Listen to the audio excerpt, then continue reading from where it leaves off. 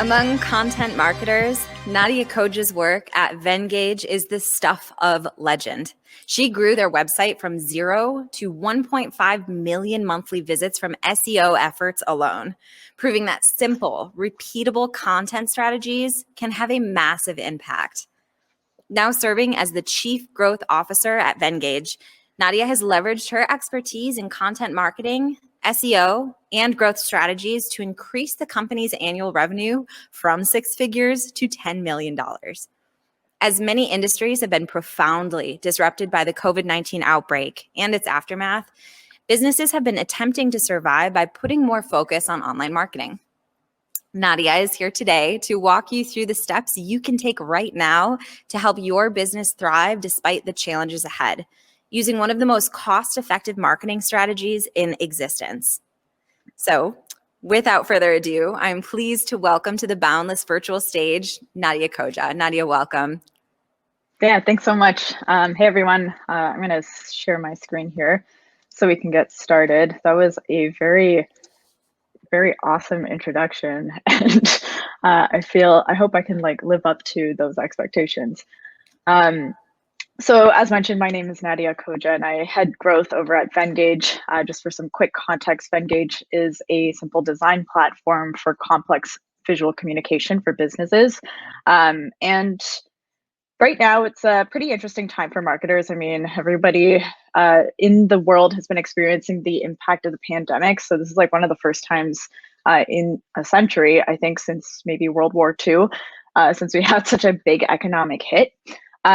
And so as a result, the entire marketing world has had to figure out different ways and different strategies in terms of approaching growth in a new way that maybe they have never experienced before. So today I want to talk to you guys about some of the strategies that you can use for maybe shifting your marketing into more of an online content-driven approach. I'm sure many of you guys are already in that space, while maintaining empathy towards your audiences and repositioning that strategy so you can better resonate with your audience. My Twitter handle is on the screen. If you have any questions, feel free to tweet out at me during this presentation. I'll get to them as I can, just in case we don't have time for the questions, because I want to get through as much content as possible so that you guys don't miss out on anything. So if you guys want to get through the chat, usually I like to learn a little bit about who you guys are. Feel free to tweet this at me as well. And then I'll give you a bit of context on who I am. And then I want to talk a little bit about shifting culture and how that ties into this talk of growing with content. If we do have time by the end, of course, as mentioned, we'll get to a Q&A. So shifting the mirror back to you, if you guys can let me know through the chats, through Twitter, I just want to get some sense of what do you guys do, who you are, and what you're hoping to gain today, and even from this conference in general. I won't spend too much time on here. I'll just let you guys continue to add those thoughts into the chat so I can take a look at them after. And in the meantime, I'll give you a little bit of background on myself. So my name's Nadya. I've spoken at conferences around the world about content marketing, online marketing. Naturally, now those around the world talks are shifted a little bit more into around the world from my office space at home. For context as well, I didn't actually go to school for marketing or for business. I actually have a theater background. I do have a master's in digital media and startup kind of culture. But a lot of what I've learned and applied at Venngage has been through trial and error and my own learnings. So that's just to give you some context. If you guys think that you don't really have what it takes to execute on some of these strategies, just remember that I also had no idea what I was doing. So let's start by shifting into this, culture of online and remote teams. So, I mean, if we zoom back out to 2020 last year, we entered that year with the expectation that, this was going to be the year that we might push more events, maybe some online, offline advertising events, trade shows, other different types of elements that we could add to our marketing strategy. And then, of course, reality hit. And a few months later, everything that we had planned was, ultimately flushed down the toilet. And to make matters worse, there wasn't any toilet paper to buy. So, of course, revenue was probably spilling out of a lot of your businesses, which means that you've had to readjust quite quickly. Now, of course, we've had some time to kind of apply, to test what works and see what's not working. And so now we can actually buckle down and double down to the strategies that we've noticed have benefited us a little bit more since 2020. So one of the main things that I think we haven't had to deal with before is figuring out how to be online and drive revenue as the only strategy that we can actually consider. And more importantly, one of the main things that has become a huge challenge for a lot of businesses is keeping teams aligned and shifting that focus online. I'm not sure how many of you guys have come from, an in-person company first. For us at Venngage, we had a really strong in-person culture. A lot of our team is based in Toronto. And so shifting into this online focus has been weirdly difficult because of the lack of alignment. And this is something that I kind of want to touch on because it does apply to not only the content side of things, but generally how we do business, how we work better together. If we keep our teams motivated and aligned, we're more likely to be more efficient and effective. So I think one of the biggest struggles from last year and even moving into this year is in order to do our best work, we need to work as a team, right? And in order to work as a team, we need to make sure that we're communicating and keeping that culture alive. I want to just touch on a few quick points about culture. I think accessible content, accessible channels are a really important through line here, and something that's becoming more and more consistent in the narrative that we're seeing online. Accessibility, design accessibility, content accessibility, all of these thoughts are becoming more necessary in how we're actually communicating, especially because people that maybe didn't go online in terms of content consumption as much are now heavily consuming everything in digital platforms. I'll just give you guys a quick tip on some content or some effective communication styles that we've put together for remote teams. This is an example of types of content that maybe are a little bit more accessible and how you can actually create better accessible remote content, not only for your internal communications, but also for external content marketing purposes. The second thing I want to just touch on is one of the things that we need to remember as marketers, and I call this our marketing oath, is at the core of what we do as marketers and as content creators is we're trying to make content that our audience can engage with. And we want to create content that helps position ourselves as a solution for our audience, right? One thing to think about and one thing that has become quite relevant right now is there's a lot of these new pain points that are coming up because of the way that our life as we know it is changing. Social distancing, how does that impact businesses, different employees, not only at our own companies but at other businesses as well? How does health and safety concerns actually influence remote work pain points, and how do we use that to help create more accessible, more worthwhile content? And if no one is traveling, how long is that going to last, and how does that impact our strategies as we move forward? So there's a lot of questions that you guys probably already have. You probably already have a lot of answers to it as well. But one of the things that we know for sure is that online consumption has become the norm, right? So this is the average number of searches. I think I was looking at yesterday, and this number keeps going up every single day of Google searches, right? This is within the span of maybe a few hours, it's gone up and down. Now, the normal daily average, as you can see there, is 3.5 billion searches are conducted per day. And 1.2 trillion searches are conducted per year worldwide. That's a lot of people looking for content, right? And as a result, if you're available on search and on Google, that's a wide audience that you can start to leverage. And there's a lot more opportunities because this number is just going up and up every single day to continue to answer new questions and new queries that people are coming up with. So I want to talk a little bit about how Venngage has used content marketing and this user intent and this idea of user intent to double down on those two things that I talked about, which is creating more relevant content and remembering that marketing oath that we have. If you understand the intent of your audience, you can create and position the right type of content for them. And today I'm going to share some specific steps on how you can do that. So a little bit of a history lesson first. Back in 2015, when I joined Venngage, I was the fourth or fifth person on the team, but the first marketer. And at the time, we were generating roughly 400 leads or for us signups a week. So we're a freemium product. And we do have paid plans. And so we're looking at maybe 25 upgrades a week, right? So $19 per plan type, you can kind of gauge how much money we were actually making. So zoom out right now, that number is actually closer to 150,000 signups a week. So this is just top of funnel lead generation, and 1,500 upgrades a week. So people actually converting into higher tiered plans or becoming more qualified prospects for enterprise positioning.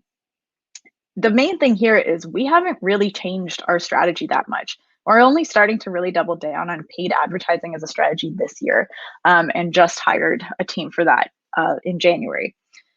So the point here is that over the span of the past, 5-6 years, we've seen an average growth rate of 150% year over year without really scaling our team, without scaling our budget that much. And by just leveraging content and SEO. We don't have any serious funding. We're completely, cash flow positive and bootstrapped. But the main thing here that I want to touch on is that 25% of those total leads that I'm talking about are actually coming from organic blog traffic alone. And our average conversion rate from visit to sign up or to become a lead is about 5%. So we get 100,000 visits to our blog and 5% of those are signing up. You can do the math, but it's a pretty high volume of people that are actually turning into qualified leads just from content alone, not even optimized pages. And part of that happened when we actually revisited or revised our strategy a little bit at the beginning of 2017 or the end of 2017. And that's when we started to see a big boost. So I want to talk about that strategy in more detail. Now, for whatever reason, the more I've given this talk, the more I've communicated to different clients that I work with personally, a lot of people give me this look and they say, well, why would I even focus on content marketing? It doesn't convert. It takes too long to see results. It isn't scalable. And so as a result, what they do is they end up investing and relying a lot on ads, whether it's social ads, search ads, whatever the case.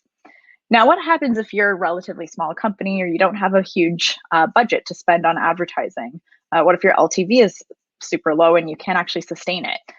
The thing with advertising, and especially social advertising, is our path of growth tends to reach a plateau and start to dip, right? The opposite is the case with SEO. SEO is one of those things where as you start to increase the acquisition that you're seeing, it's actually very, very scalable and starts to kind of skyrocket in terms of that growth.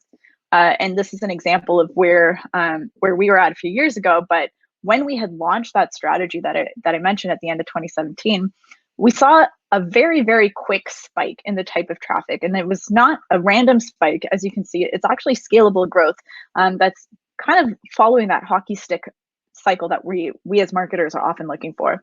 Now that number today is actually closer to 700,000. As you can see on the screenshot, it's about 280,000 back then. So it's continued to scale at a very similar rate as it always has been. So when I talk to content marketers and I ask, if you're attempting to do content marketing, and feel free to post this in the chat as well, but this is typically the process I see. So you start by writing a piece of content, you hit publish, and then you wait. How many people have kind of followed this process right now? You probably haven't seen much improvement, right? So naturally, as human beings, what we do is we think, okay, well, let's just repeat the process. That's not working. And we follow this loop of insanity. And probably the results that we're getting look something like this, right? Relatively flat. Yeah, there's significant traffic that's coming in at a flat rate, but there's none of that cool hockey stick growth that we're actually aiming for, right? Or maybe something like this. We get these random spikes, maybe from a PR boost or something went a little bit viral on social, but ultimately it filters down a lot and becomes flat again. Or, maybe you get like a little bit of a wave that you can ride on, some more spikes here and there from some cool PR trends that you tried doing. But ultimately, that organic traffic is not sustainable, right? It's always going to go back to being flat. These are examples from content marketing experts, probably a lot of the content that you might be consuming in terms of learning what you should be doing with SEO. Unfortunately, these people are not practicing what they're preaching. And today I want to change your outlook on how to use these types of pieces of advice that you're gaining from some of these other sources and tell you how you can actually use them more effectively so that you can see that type of growth. So by the end of today, just to summarize, I hope that your traffic looks a little bit less like this and a little bit more like this. And yes, that is me skiing down the slopes of success. So the four things I want to talk about today are goals, research, authority, and promotion. And these are really the four factors that I think are really, really necessary and important when we're considering our strategy for organic content growth. In other words, GRAP, it's like grape without the E. Yes, I know there's probably a lot of cool ways that I can incorporate an E to make it the full grape strategy, but I just haven't done that yet. But if you have any other ideas of what that E could be, shoot them over in the chat and I might incorporate it in the next version of this talk. So let's start by talking about goals, the G. When we're thinking about creating this type of framework and using this framework to build up our content strategy, it's really important that we establish specific goals for the types of content that we're creating. Now, when I think about Google, this is, of course, a slightly blurry flowchart, but this is ultimately what I think winning at Google looks like. Yes, I understand that it looks like a one-legged stick man who's lying down, but what I want you to focus on are the arms and leg of our stick man here. So if winning at Google is the head, the three main outcomes that we're aiming to achieve, and feel free to correct me if I'm wrong, but for me, it's a higher domain authority, at least with search, higher conversions, and more traffic, right? And ideally, in most cases, we want to achieve all of those things. And so what we tend to do is we try to figure out what that magic piece of content is that will get us a higher domain authority, higher conversions, and more traffic. And like most of those are dreams that we have, that ultimately doesn't come to fruition. And so we get stuck and we try to repeat that process yet again by creating another piece of magical content. And unfortunately, it doesn't work. But here's the thing, if we have different goals and different outcomes that we're aiming to achieve, why would we use one method to try to achieve multiple different goals? When in fact, the better approach is probably to have specific inputs for each of those outputs that will be a little bit more likely to succeed. So this is an example of how we approach this at Venngage. And of course, this is an evolving process. It's not always consistent, but it at the core has maintained the same level of scalability and thought process. So for higher domain authority, the way that we approach our content is we've started to think about it as more like, what if we create content that is specifically built for driving our domain authority? And internally, we refer to this as viral or editorial content. Now, this content has the purpose of driving editorial backlinks and getting mentioned by high authority figures. We have higher conversion content. This is more actionable or how-to content. This is supposed to drive, higher conversions because it's actually specifically actionable. It's more in line with what our product offerings are. And then we have our more traffic content. This is typically very inspirational for us. A lot of example-based content, listicles, things that people are typically searching for in order to get some sense of inspiration, but are not necessarily ready to make a decision with. So at a closer glance, creating content, let's say if we're looking at boosting our domain authority, right? Now I mentioned that we're looking here for that magical connector, which is our good links or press mentions. We want higher domain mentions in order to boost up our domain authority, right? If CNN starts talking about our content, it's probably more effective than Joe's blogspot.com site that's talking about our article. Google recognizes that authority.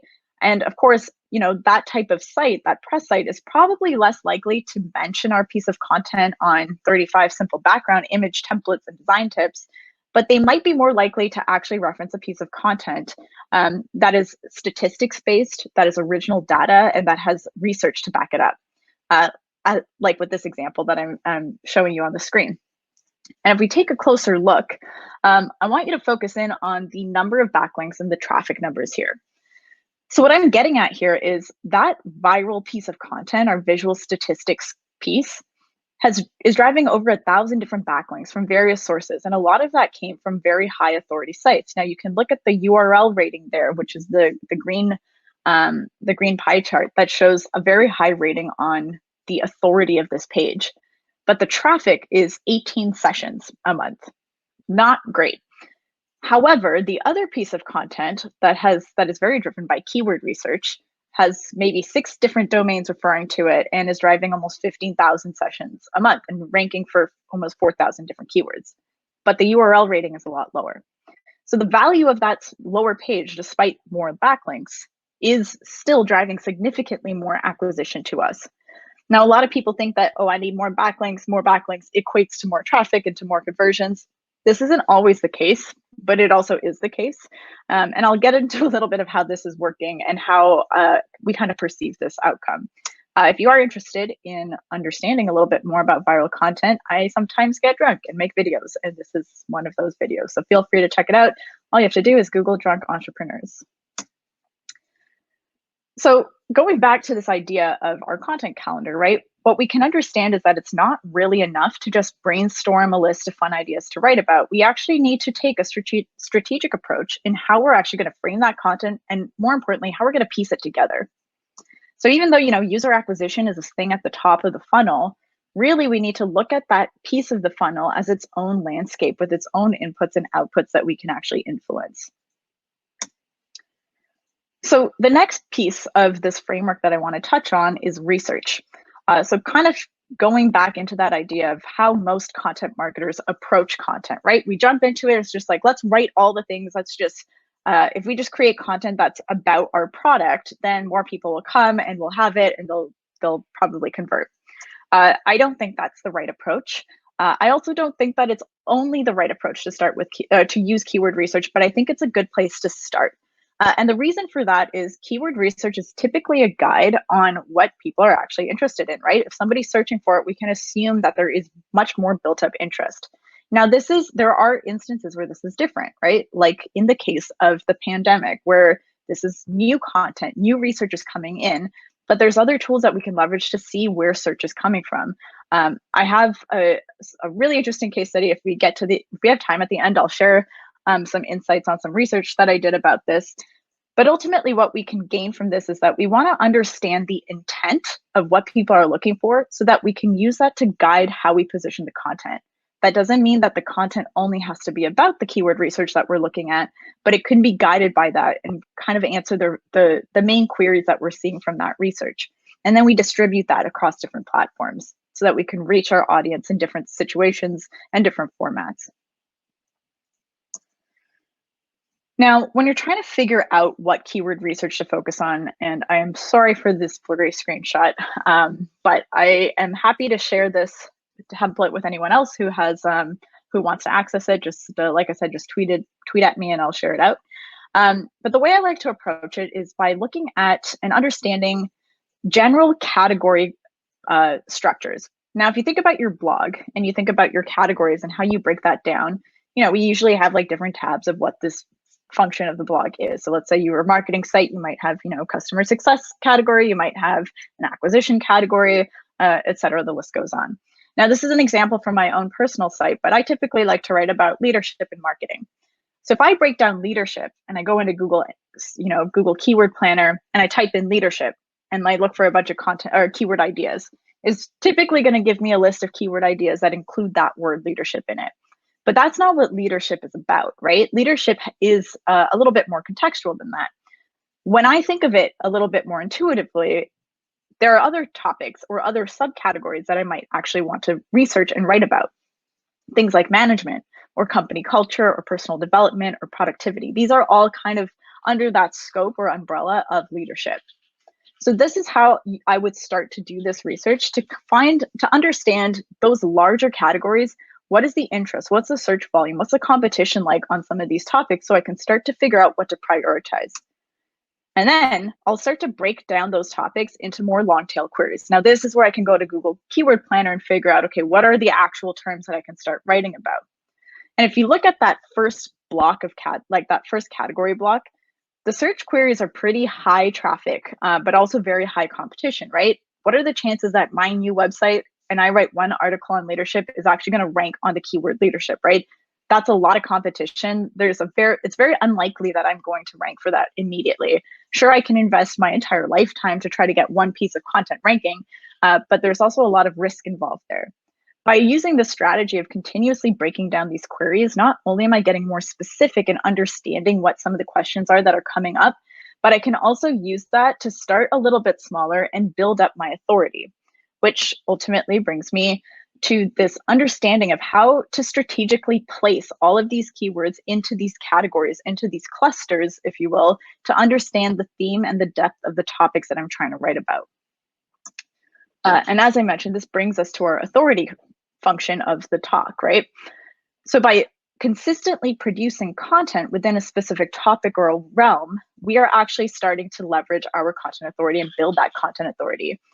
So you guys have probably heard of the term pillar content or hub content, that kind of language. It's a very similar approach. It all means the same thing. It's all with the intent of building up authority, right? So if leadership is the space that I want to build authority in, that means I need to write about everything that consists of that realm or that space. And Google is getting smarter at understanding and searching and consuming content the way that people do, right? So that's how you need to think about what you're actually researching and what you're actually producing. I typically like to use the frame write for the person, but think like the robot, so that you can actually start to create the content in the right way, but you're not forgetting about optimizing it.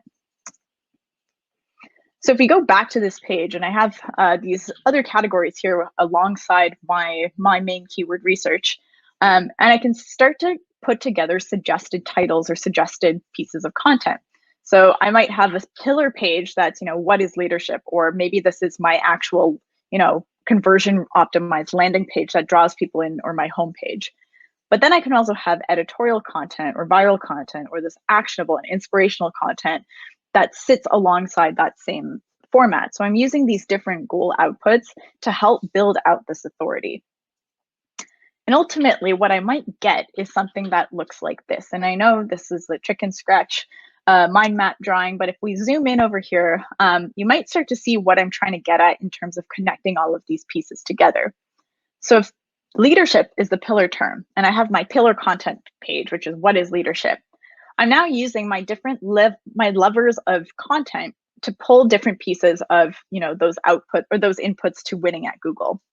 So what I might do here is I might create a viral or editorial piece of content that's something along the lines of, leadership skills CEOs of Fortune 500 companies possess. It's probably not going to get me the right traffic necessarily. It's probably not going to get me any conversions, but it might get picked up and it might get shared because it's something a little bit more trendy, a little bit more newsworthy.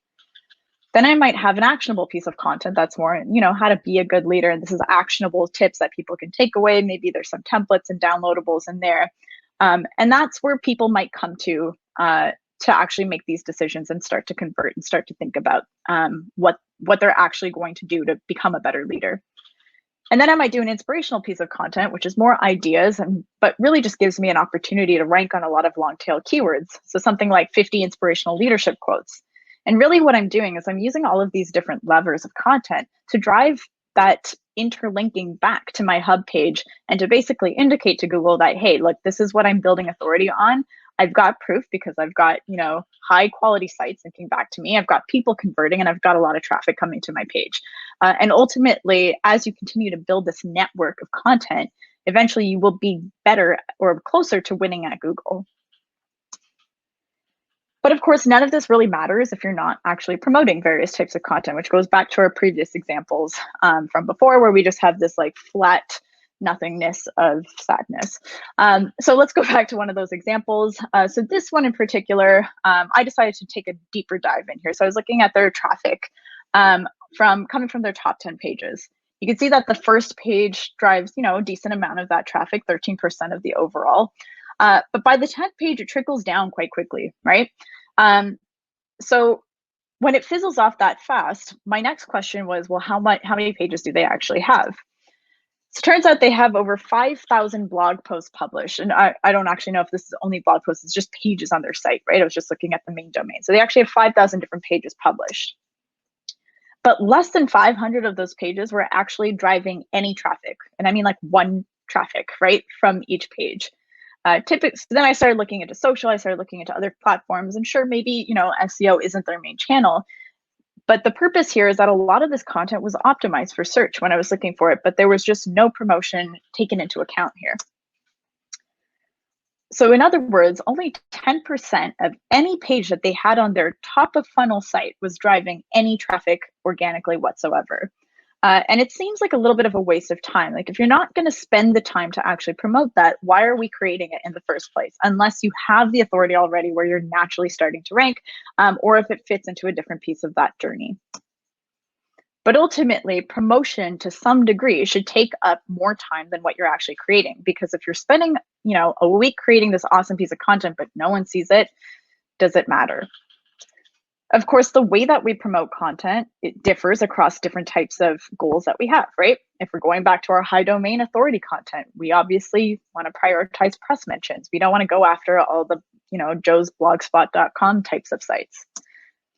But of course, higher conversion, more traffic focused content, press is probably not going to want to link to that or promote it or in any way. So we don't want to burn through those mentions or through those leads. So we obviously want to find sites that write about similar topics that we can actually promote to, build some partnerships perhaps, so that we can secure more anchor links back to our site. Because ultimately, as SEOs or content marketers doing SEO, we are always in search of those precious little backlinks, right?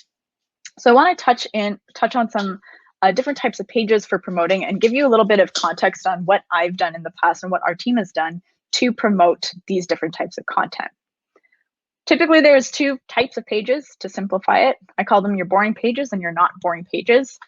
These are high converting landing pages, which are the boring ones. They're boring because no one ever wants to mention them or share them. And then we have our non-boring pages, which are blog posts or other forms of ungated content, right? So just easy to access content. So if we zoom back, like I mentioned, when I first joined Venngage, we didn't have any blog traffic at all. We just maybe had a couple articles, and we realistically had our homepage and one page driving templates traffic. So a lot of what we had to do naturally was to create new content. But the first priority was to see if we could get ranking first on some of our heavy hitter terms. So we were focusing on the infographics, infographic maker, infographic template type of keywords. So I started to prioritize building links to our homepage because that was how we were going to start ranking. Now, if you've ever done link building, if you've ever done SEO in general, you probably understand how difficult it is already to just secure a link. Branded mentions in itself are hard. So imagine getting a venngage.com link to Venngage as a word. An anchor text link is also hard. Now, if you have no authority and nobody knows who you are, that's the hardest because not only are you trying to do outreach, but you don't know how to do outreach, but I'm essentially invisible online, or I was. And so it was really, really difficult for me to even get an answer. So I tried to figure out a way to convince people to give me what I wanted, but making it seem like I was doing it for them and giving them a favor. So what we started to do is we created what we refer to as guestographics. And you're seeing a lot more people use this type of approach in order to do promotion, where you give a little bit of value to somebody that seems almost kind of crazy in order to get a little bit of value in return. So this is what we started to do. I started reaching out to people and saying, hey, we make infographics. Can I create something for you? And in exchange, you just mentioned that we collaborated together. And so as somebody who worked at keep in mind that I was the fifth person at the company, we didn't really have a big team to leverage. So I started just creating these infographics myself, right? Using different tools on our own site to leverage this. Long story short, eventually we managed to scale this up where I was pushing out about 10 guestographics a week. So this was where I would reach out to people, ask them if they could if they wanted an infographic, created a custom one for them, and they would give us an anchor link back to whatever pages we needed. Now this has scaled up to, I think our goal this year is 10,000 for the year. So an average of about 200 a week is what we're aiming to achieve. There's two main tools that I used here in order to achieve this. The first is Ahrefs, the second is Mailshake. I'm not going to go into too much detail about all the specifics, but I'll give you a couple takeaways that you can actually use. So the first one is we were using Ahrefs. You can also use SEMrush or whatever other SEO tools that there are for scraping content. I think BuzzSumo is another good one, to find different opportunities where you can actually build out this content. So I'll touch on this particular strategy for now. But because we were actually searching for different ways that we could create these guestographics for people, I was trying to figure out what some of the easiest opportunities or the lowest hanging fruit was. So things like listicles with 10 tips for blank were really easy for us to quickly spit out into a visual because they were already pre-formatted. We just had to pull a couple topics from here and there. What we started to do is we started to find, so just kind of summarizing that, we started finding these articles, pulling out that content and just like populating it into existing templates so that we could easily spit them out. That way, whenever we had to make a change, we could use the same thing, quickly iterate on it, and then send it back to the right person based on the content that they had. Other examples of this were things like best of or recipe lists that would perform well on Pinterest as well to double up on that referral traffic that we were driving. Then what I would do is we would start to reach out to people and say, yo, do you want an infographic, right? And we would pretty much frame it this way where it says, seriously, no joke, it's going to be free. Like there's no hidden catch here, because there ultimately wasn't. We weren't trying to sell them anything. We were just trying to get a mention in return. It's important to ask for that mention in the body of the copy, not as an embed. Just a quick takeaway here. This is just really important in terms of not coming off as spammy or fishy, because ultimately we want to seem as like it's an organic mention, and we deserved it, right? It wasn't something that we bought. Also, if you guys hear any barking in the distance, I apologize. I just got a new dog and he likes to bark at nothing. So you're probably wondering, how does this scale? It typically took, 20 minutes. Even if it took us 20 minutes to edit this infographic, there was still a lot of back and forth communication, right? And that's a pretty high time investment. So we needed to start figuring out how we could break down this process into some of the components that were essentially taking up too much time, but we could easily outsource. And so we started breaking this down into different pieces. One, we started by creating a Trello board. You can use Asana, any type of project management tool. We found virtual graphic designers who we could train on our product. We scheduled outlines with the people that we were reaching out to. And we started to get them to send us exactly what the copy was that they wanted, so that it would cut back that need for trying to figure out exactly what that copy was. We would review these drafts, we would send them the final designs, and then we would get the outcome. This cut the time down for our in-house team to get these mentions drastically. The other thing that was important for us was the cost, right? Typically, if we were hiring graphic designers on a platform like Upwork, because we were using our own software, it was a little bit easier. We had access to that. And ultimately, the output was that we were spending maybe $4 to $8 internally on getting these mentions.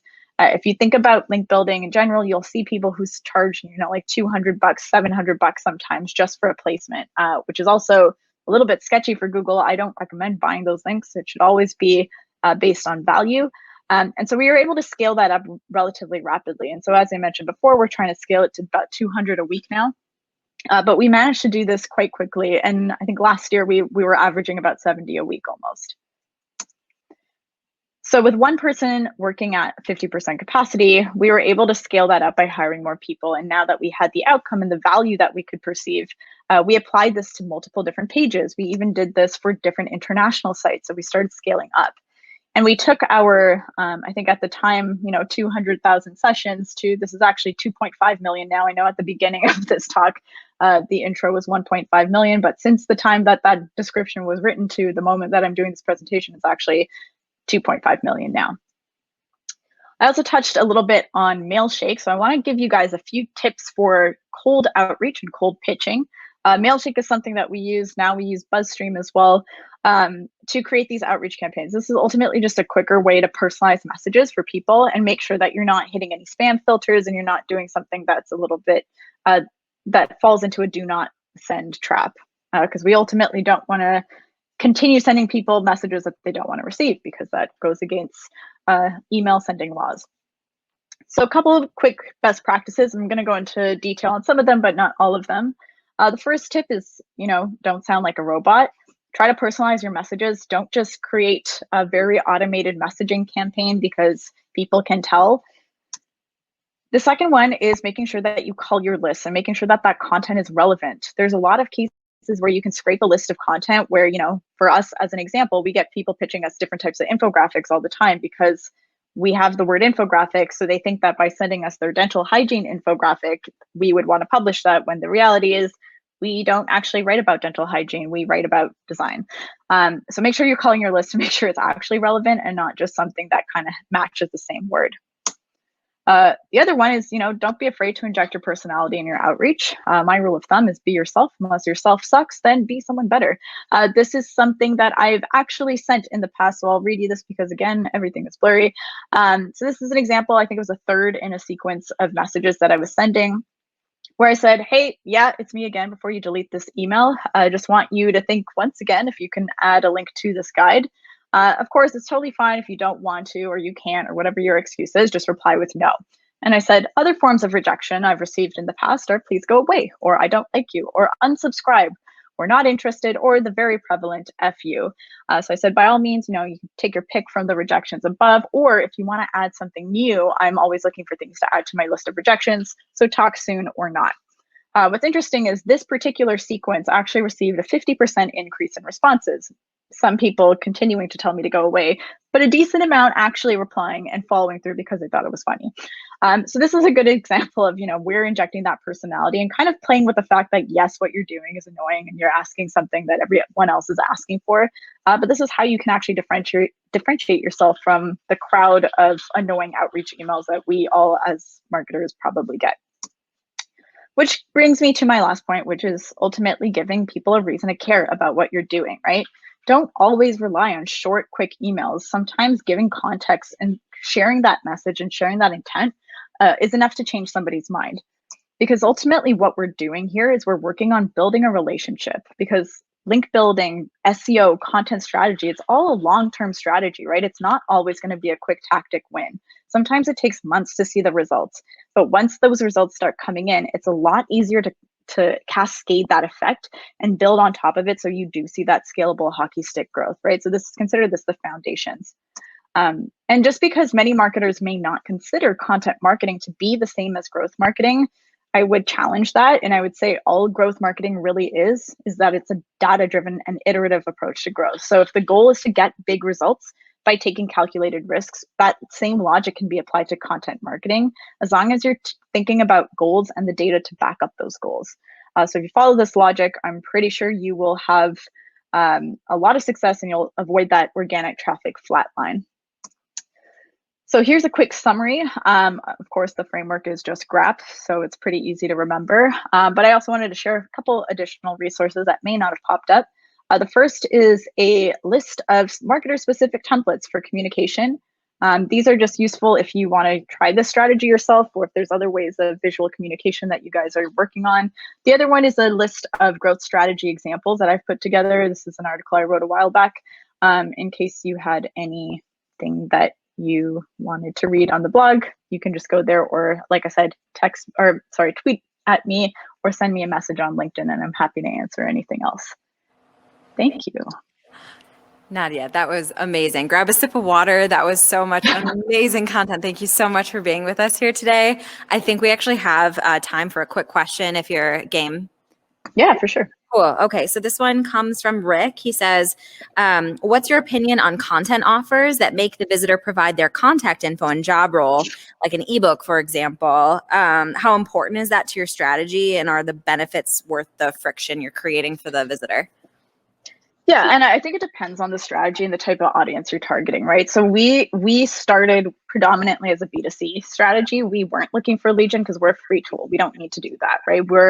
But for us, getting people to register and offering that template, like if they're going to use our templates, you still need to sign up for the product to use it. So to me, it's the same strategy. I think that's fine. And I think that if you're doing a B2B lead gen strategy, that makes sense.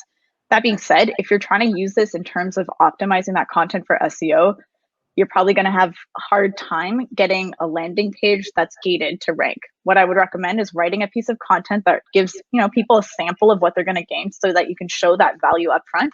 And then add like that piece of, if you want, more context or more information, you can gate it. The benefit of this too is if somebody's already read that sample and they like what they see, they're probably pre-qualified, right? And so the people that do actually sign up are going to be better quality leads anyway. I do this on my site too, where I have like content, and then I have a little piece that says, do you want this specific template? And I have automated messages that go out to really specific lead components. So if somebody signs up from that, I know that they're more likely to actually hop on a call with me, and we can work through like their for coaching needs or whatever the case is. Definitely. Awesome. And then one last quick question. I just want to make sure we get to like at least one more. Brad from Novi says, I'm a team of one doing sales and marketing by myself. What's the quickest thing I can do? What's the quickest or easiest kind of content marketing I can do? I've been there before. It's So I don't think content marketing is that difficult once you have the right framework and the right strategy in place. What I would recommend is starting by listing out all the topics, the really important topics that you need to cover with your content and what those goals are, right? Like, what are you trying to achieve here? Are you trying to prove that you can drive traffic? Are you trying to prove that you're getting leads? Start by you yourself can write a few pieces of content, like, 5 articles yourself, and maybe outsource somebody else to do the outreach. Usually with SEO, you can validate things with SEM first if you don't have the opportunity to spend all that time. So at least you know what the results are going to be. But that's my recommendation. Happy to keep talking about that though, if you need more context. Yeah, for sure. We're very unfortunately out of time. That slide deck was a thing of legend. Thank you so much for being here today, Nadya. Best of luck in the year ahead. Yeah, thanks so much. Take care. Yeah, you too.